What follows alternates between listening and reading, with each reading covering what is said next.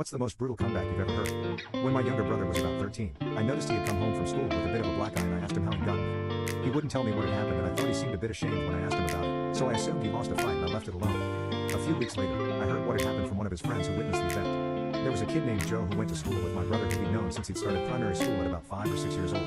Now Joe was a bit of a jerk. His father had died at a young age.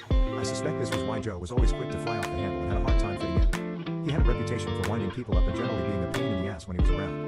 My mom was friends with his mom, and I knew that Joe was usually a good kid at home, but acted out because he lacked support, and I know he still took his dad's death pretty hard. He would run his mouth about anything or anyone that he wanted to, but he usually wouldn't resort to actual violence.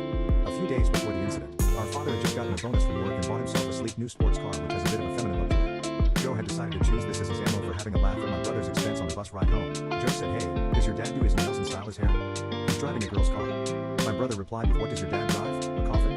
When I asked my brother about why he lost the fight, he told me he was